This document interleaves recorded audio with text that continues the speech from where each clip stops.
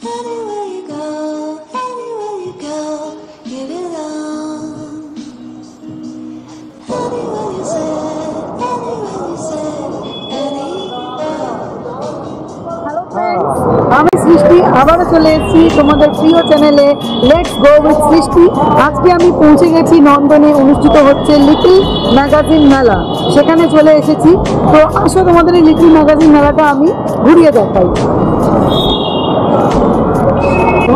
ছোট পত্রিকা হলেও কিন্তু ছোট নয়, লিটল মানে তুচ্ছ নয়, নির্দিষ্ট নয়, হীন নয়, নীতিহীন নয়, একটা মহান বিষয় এবং এর মধ্যে লুকিয়ে আছে ছোট পরিসরে থেকে তোমার জাতি এবং বাইরের বিশ্বকে ফুটিয়ে দেখার জানার অভিপ্রায় আছে এই লিটল ম্যাগাজিন। এখানে ব্যতিক্রম ধর্মী চিন্তাধারা এবং অসুবিধায় মতামত প্রকাশের অবকাশ আছে। অব্যবসায়িক পুঁজিগত ব্যবস্থার বিরুদ্ধে প্রতিরোধের হাতিয়ার এই লিটল ম্যাগাজিন।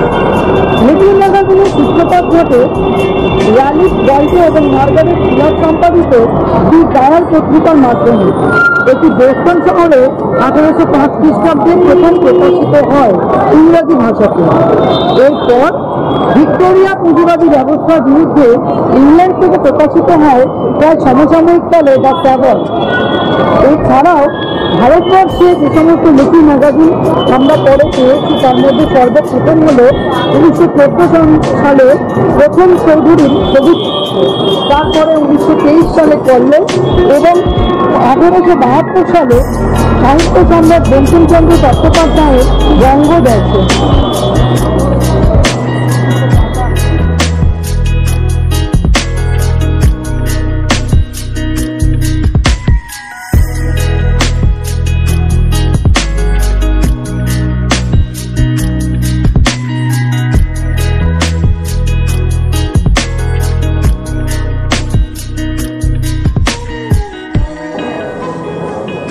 সালটা 1972। আলিপুর ন্যাশনাল লাইব্রেরির নিচে ছড়িয়ে পড়েছিল অজস্র ছোট ছোট ম্যাগাজিন, কোনোটা অনেক পুরনো, কোনোটা আবার 50 থেকে 60 বছর। কিন্তু কি হবে এই সমস্ত ম্যাগাজিন? এগুলোকে জঞ্জালার রাবিশ বলে ফেলে দেওয়ার চিন্তাভাবনা করেছিলেন সেখানকার কর্মকর্তারা। কিন্তু সেই সময় সন্দীপ দত্ত নামে এক কলেজ পড়ুয়া তরুণ সাহিত্যিক এর তীব্র প্রতিবাদ করেন। তার মনে হয়েছিল এই সমস্ত ছোট ছোট লেখাগুলি ফেলে দেওয়ার জন্য নয়, বরং সেগুলোকে তিনি কুড়িয়ে আনেন নিজের 18 নম্বর এম ক্যামার লেনের কলেজ থেকে নিজের বাড়ির বৈঠকখানা, এবং সেখানেই তিনি এই বইগুলো দিয়ে কমসে কম 650 ছোট ছোট পত্রিকা দিয়ে 1976 সালে বা 78 সালে তৈরি করেন এক আশ্চর্য সংগ্রহশালা, যেখানে শুধুই পাওয়া যাবে লিটল ম্যাগাজিন বা ছোট পত্রিকা। 1982 সালে তিনি কলকাতা বিশ্ববিদ্যালয়ের কাছে এই ছোট ছোট ম্যাগাজিন নিয়ে একটা গবেষণার জন্য আবেদন প্রকাশ করেছিলেন, কিন্তু সেটা খারিজ হয়। তবুও তিনি সেই কলকাতা বিশ্ববিদ্যালয় চত্বরেই লিটল ম্যাগাজিনের প্রদর্শনী আয়োজন করেন এবং সেখানে উপস্থিত ছিলেন বিশিষ্ট ব্যক্তিত্বরা। আর 1986 সালে তার এই 18 এম ক্যামারলিনের রোডের যে ঘরটি, যে সংগ্রহশালাটি, সেটি পরিচিত হয় কলিকাতা লিটল ম্যাগাজিন সংগ্রহশালা এবং গবেষণা কেন্দ্র রূপে। আজকের এই যে লিটল ম্যাগাজিন মেলায় আমরা এসেছি, সেই লিটল ম্যাগাজিন মেলার যিনি প্রবর্তক, যিনি চিন্তা ভাবনা করেছিলেন, যিনি উদ্বোধক, সেই সন্দীপ দত্তের উপস্থাপনায় বলুন বা বিপ্লবের দ্বারাই বলুন আজকের এই লিটল ম্যাগাজিন মেলা এত বড় রূপ ধারণ করেছে। তো চলো আজকের এই লিটল ম্যাগাজিন মেলায় আমরা ঘুরে দেখি, কিছু বিশিষ্ট ব্যক্তিবর্গের সঙ্গে আলাপও করি এবং লিটল ম্যাগাজিনের ইতিহাস সম্পর্ক আরও কিছু জেনে নিই।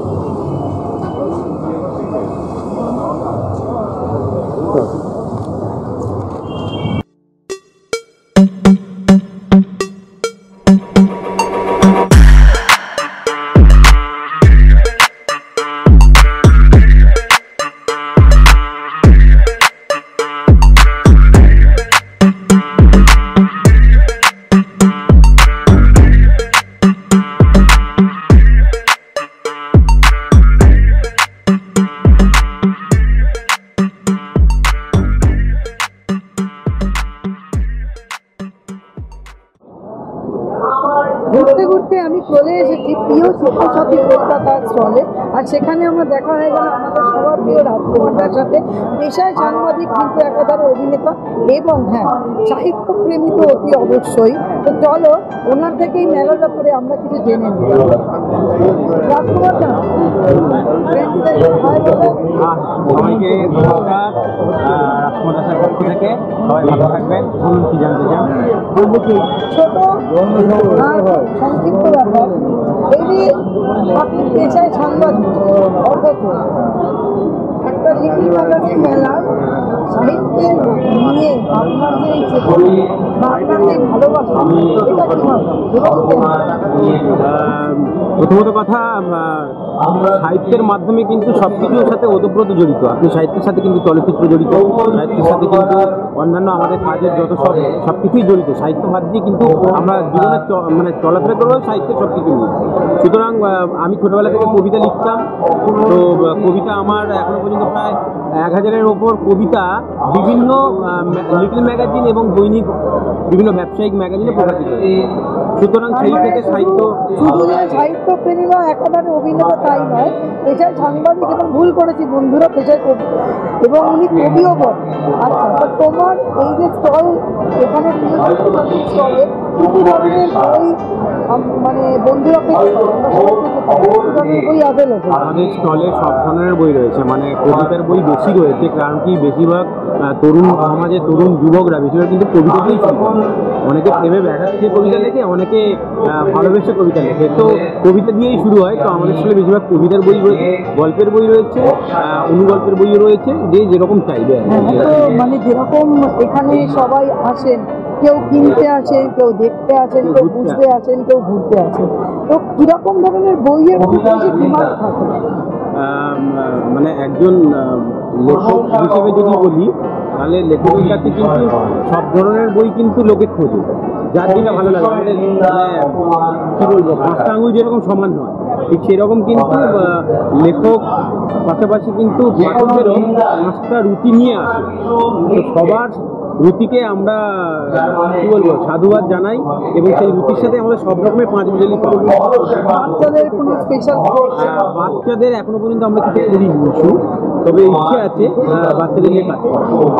তো রাজকুমারদা, আমার দর্শক বন্ধুদের কাছে একজন সাহিত্যপ্রেমী, সাংবাদিক, কবি হিসেবে তুমি কি মেসেজ দিতে চাও?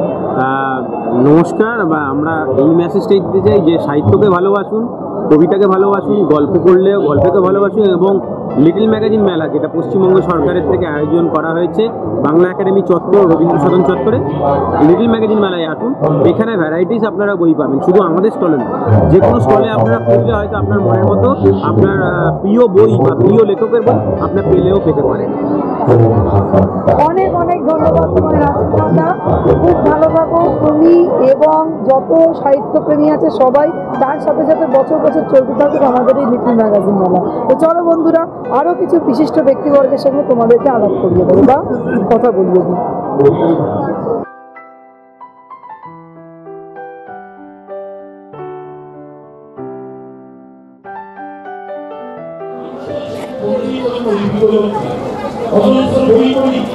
বন্ধুরা, আমি এখন ঘুরতে ঘুরতে চলে এসেছি ইদানিং নাট্যগোষ্ঠীর স্টলে, আর এখানে আমি পেয়ে গেছি কবি, সাহিত্যিক, চিত্রকার, অভিনেতা এবং ইদানিং নাট্যগোষ্ঠীর কর্ণধার শ্রী জয়ন্ত রসিক।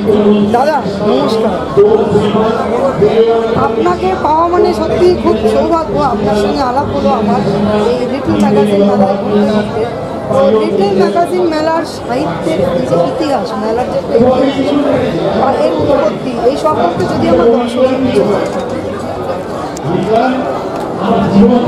লিটল ম্যাগাজিন প্রতিবাদের পত্রিকা, যেখানে মানুষ তার নিজের কথাটা বলতে পারে সাহসিকতার সাথে। ব্যবসায়িক কাগজপত্র যে কথাটা বলতে পারে না, ভয় পায়, তাদের দায়বদ্ধতা থাকে। কিন্তু লিটল ম্যাগাজিন এটা তুচ্ছ নয়, ছোট নয়, ক্ষুদ্র নয়, যে কোনো ব্যাপারে সরকারের বিরুদ্ধেও প্রতিবাদ করার ক্ষমতা রাখে এই লিটল ম্যাগাজিন। এই ম্যাগাজিনটাকে আমি তুচ্ছ বা লিটিল বলি না, ম্যাগাজিনটাকে আমি বলি মহান ম্যাগাজিন। আজকে এই যে মেলাটা দেখছেন, এটা পশ্চিমবঙ্গ সরকারের আনুকূল্যে, আর এটা সিপিএমের রাজত্বকালেই এটা শুরু হয়েছে। তৃণমূলের রাজত্বকালেও সেটা আরও রং রঙিয়ে উঠেছে, আরও ভালোভাবে চলছে। তো লিটিল ম্যাগাজিনের সূত্রপাত হয়েছিল 1840 খ্রিস্টাব্দে। র্যাডলফ ওয়াল্ডার এটা প্রথম সম্পাদনা করেছিলেন। দি ভয়েস বলে একটা, তারপরে 4 বছর পরে আরও একটা দি স্যাভয় বলে আর একটা, এটা ইংল্যান্ডের রানীর বিরুদ্ধে যে পুঁজিবাদী যে ব্যবস্থা তার বিরুদ্ধে প্রতিবাদের মুখপত্র হিসেবে সেটা গড়ে উঠেছিল। আমাদের বাংলায় লিটিল ম্যাগাজিন প্রথম বঙ্কিমচন্দ্রের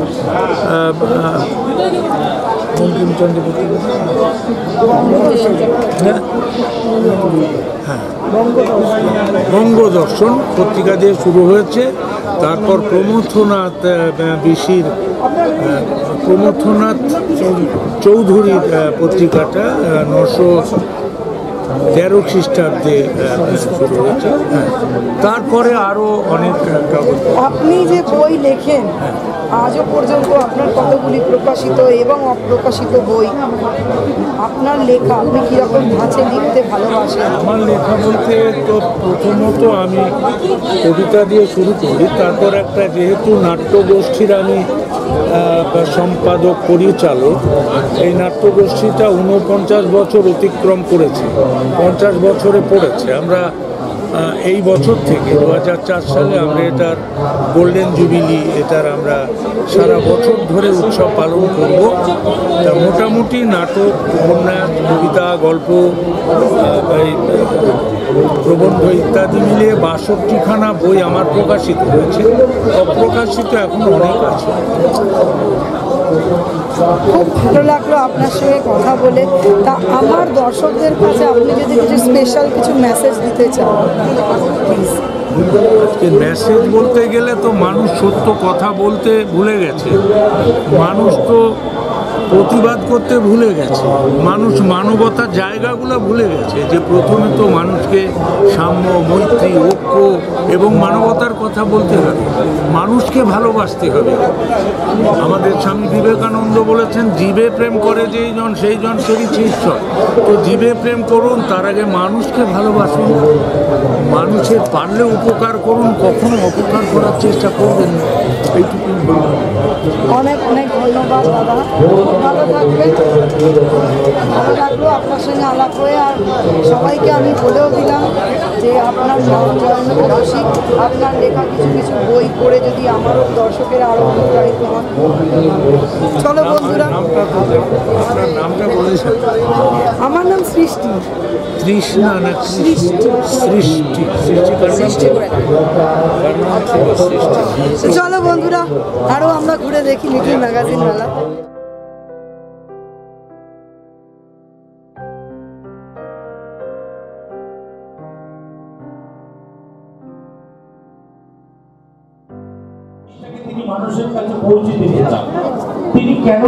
বন্ধুরা, আমি ঘুরতে ঘুরতে এমন একটা জায়গায় চলে এসেছি যেখানে আজই এই লিটল ম্যাগাজিন মেলাতে ছোট একটি বইয়ের উদ্বোধন হচ্ছে। আসো দেখে নেওয়া যাক। বইটার নাম হচ্ছে বাস্তুহারার পাঁচালী, যার লেখিকা হচ্ছেন শ্রীমতী নিবেদিতা বিশ্বাস এবং তার পাশে রয়েছেন এই বইয়ের প্রকাশক শ্রী প্রদীপ গুপ্ত মহাশয়। উনি একজন কবি এবং তার সঙ্গে যুব সাগ্নিক যে আমাদের পত্রিকাটি রয়েছে তার কর্ণধার। তার সাথে আমি আজকে পেয়ে গেছি শ্রী পার্থসারথী বাবু, যিনি নিজেকে বাঙালিবাদী বলে দাবি করেন। তো আসো বন্ধুরা, ওনার থেকে শুনে নেওয়া যাক। পার্থসারথী বাবু, আপনি আমার বন্ধুদেরকে কি মেসেজ দিচ্ছেন? প্রথম কথা, এই যে খোলামেলা পরিবেশ, একটা বই উদ্বোধন হচ্ছে, এটা কলকাতা ছাড়া বাংলা ছাড়া আমি কোথাও দেখিনি। এটা গুজরাট হলে একটা ফ্যাক্টরির উদ্বোধন হতো এইভাবে, বম্বে হলে শেয়ার বাজারের উদ্বোধন হতো, দিল্লি হলে একটা বড় কিছু একটা বিউরোক্রেসির উদ্বোধন হতো। আমরা বাঙালি হিসেবে এগিয়ে আছি অনেকটা, 200 বছর, শুধু আমাদের হাতে অন্য কিছু না, এটা বই বলে। ধন্যবাদ। আমরা আসবো এবারে প্রদীপ গুপ্ত মহাশয়ের কাছে। আপনি যদি এই বইটার ব্যাপারে আমাদের কিছু বলেন। এই বইটা একটা আকর গ্রন্থ, এটা ঠিক আমি বই বলতে আমি রাজি নই, এটা একটা দলিল। আমি একজন প্রকাশক হিসেবে এটাকে পুরোটাই পড়তে হয়েছে। সেটা পড়তে গিয়ে দেখেছি যে ধরুন 60 সাল, 70 সাল এবং 80 সাল, সেই সময়কার আমাদের যে আর্থসামাজিক এবং রাজনৈতিক যে অবস্থান আমাদের এবং তাতে যে রাজনৈতিক যে আদর্শগত বিরোধগুলো তৈরি হয়েছিল, বামপন্থী, অতিবামপন্থী এবং সেই সমস্তগুলি খুব প্রাঞ্জলভাবে এখানটায় ক্যারেক্টারের ভেতর থেকে তুলে আনা হয়েছে। সর্বশেষে লেখিকার কাছে আসা যায়। নিবেদিতা, তুমি কিছু বলো তোমার লেখা সম্পর্কে। আমার বলার তেমন কিছু নেই, মানে একটাই কথা, যেহেতু নামটা দেখেই বুঝতে পারছেন যে বাস্তু হারার বাজার, অর্থাৎ যাদের বাস্তু হারিয়ে গেছে, সেই বলে না যে চল আজকে মানে বাস্তু পুজো করবো, যাদের বাস্তুই না থাকে তারা বাস্তু পুজোটা কি করে করবে?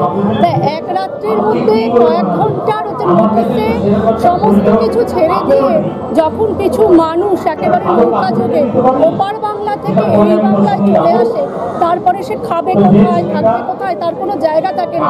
ওই স্টেশনে বসে আছে, রাস্তায় বসে আছে, সম্পূর্ণ নতুন জগৎ, নতুন জায়গা, চারিদিকে সবাই হাহাকার করছে।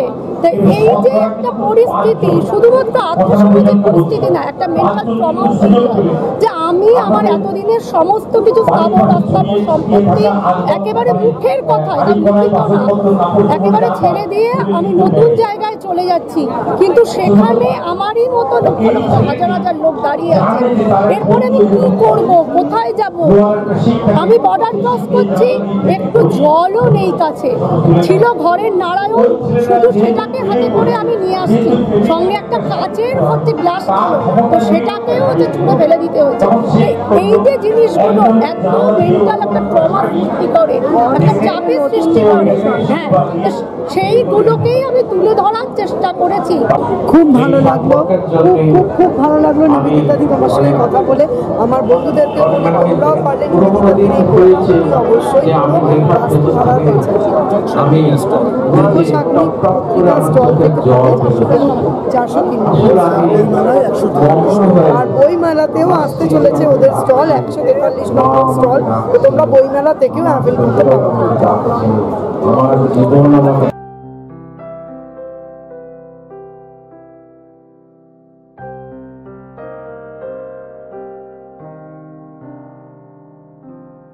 তো বন্ধুরা, মেলায় ঘুরতে ঘুরতে আমার সঙ্গে দেখা হয়ে গেল বিখ্যাত আইনজীবী ইন্দুভূষণ দাস। তো চলো লিটল ম্যাগাজিন মেলা সম্পর্কে ওনার কিছু বক্তব্য জেনে নেওয়া যাক। আর তাছাড়া উনি আমাদের বা তোমাদের বন্ধুদেরকে কি মেসেজ দিতে চান ওনার থেকেই জেনে নেওয়া যাক। অ্যাকচুয়ালি এই সাহিত্য উৎসব ও লিটল ম্যাগাজিন মেলা এটা চলছে 10 থেকে 14 জানুয়ারি। আমি প্রথম দিন থেকে আসছি এবং এখানে স্টলও আছে। তবে আমার যে অনুভূতি, প্রথম দিনের যে অনুভূতি সাংঘাতিক অনুভূতি, কারণ হচ্ছে কি এইরকমভাবে যে লিটল ম্যাগাজিনের মেলা হয় হয়তো দেখা যায়নি আগে থেকে যেভাবে মেলাটা হতো তার গুরুত্ব এখন অনেকটা বেড়ে গেছে। তার কারণ হচ্ছে লিটল ম্যাগাজিনের যারা লেখক, এক কথায় যারা সাহিত্যিক ছোটো ছোটো ম্যাগাজিন তৈরি করে, তাদের পক্ষে এটা একটা বিরাট বাজার।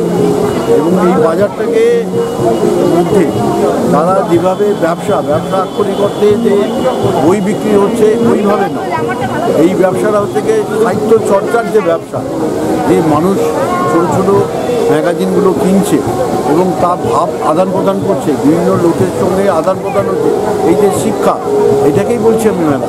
এটা খুব গুরুত্বপূর্ণ, এটা দরকার ছিল এবং আরও যাতে যদি বৃদ্ধি হয় তাহলে খুবই ভালো হবে আমি মনে করি।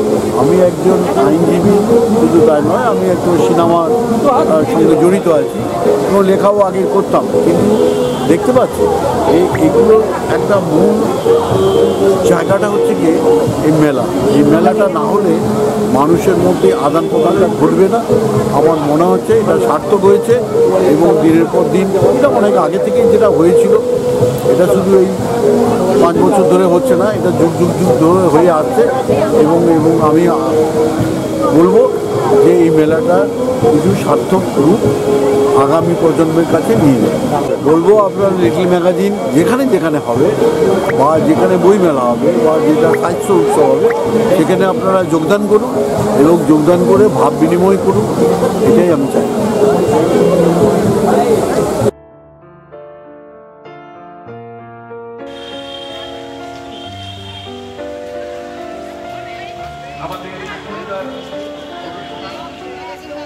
আমার দেখা হয়ে গেছে বিশিষ্ট সাহিত্যিক লেখক সৌমিক বসুর সাথে।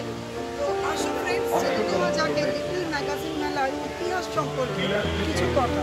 সৌমিকদা, আমার দর্শকদেরকে আপনি যদি লিটল ম্যাগাজিন মেলার ইতিহাস সম্পর্কে কিছু অন্তত বলেন। ধন্যবাদ। মানে যে জায়গাটায় দাঁড়িয়ে রয়েছে আমরা, এই লিটল ম্যাগাজিন মেলা কিন্তু সরকার পরিচালিত মেলা, সরকার চালাচ্ছে এই লিটল ম্যাগাজিন মেলা। তো এই লিটল ম্যাগাজিন মেলা সম্পর্কে একটা আমাদের ভুল ধারণা থাকে, লিটল ম্যাগাজিন মানে ছোট কাগজ, লিটল ম্যাগাজিন বলি আমরা, যে কনসেপ্টটা একেবারেই ভুল। লিটল মানে মানে লিটারেচার, আর ম্যাগাজিন মানে বন্দুকের ভেতর যে ম্যাগাজিন থাকে, গুলি থাকে। সুতরাং এখানে এমন লেখা হবে যেটা বেসিক্যালি অফবিট, বাণিজ্যিক কাগজে যে ধরনের লেখা হয় না, অর্থাৎ প্যারালাল সাহিত্য, সেই সাহিত্য যেখানে হয় সেটা এই লিট ম্যাগের মধ্যে পড়ে। এখানে যে ছোট ছোট স্টলগুলো রয়েছে, এই স্টলগুলো ছোট স্টল হতে পারে, কিন্তু এদের যে ভাবনা চিন্তাগুলো রয়েছে এইগুলো বাণিজ্যিক কাগজের যে সমস্ত ভাবনা রয়েছে তার পরিপন্থী ভাবনা, একেবারে অন্য ধরনের ভাবনা। সারা পৃথিবীতেই এই ধরনের ছোট ছোট কাগজ নতুন ভাবনা তৈরি করে। এখানে চারদিকে দেখতে পাচ্ছ প্রায়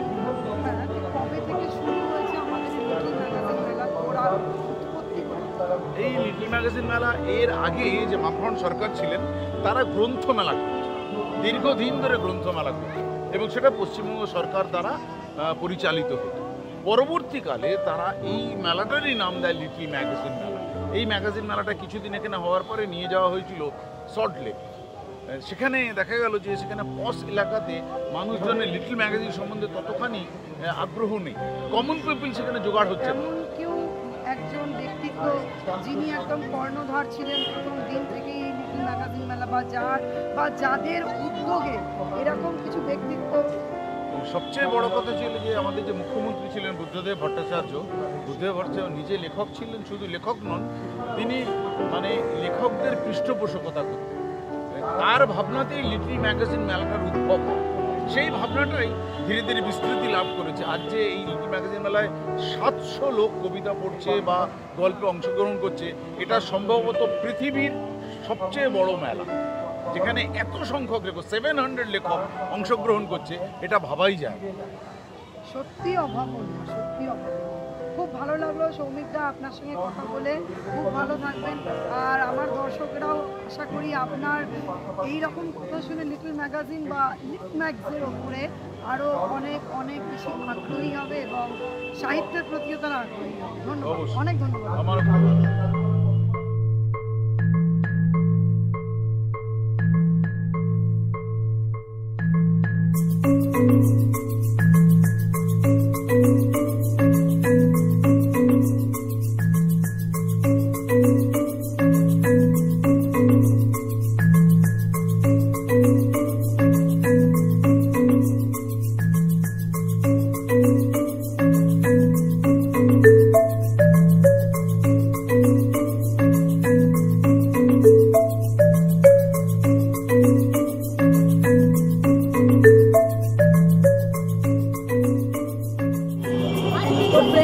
আজকের মতন আমাদের লিটল ম্যাগাজিন পরিক্রমা এখানেই শেষ।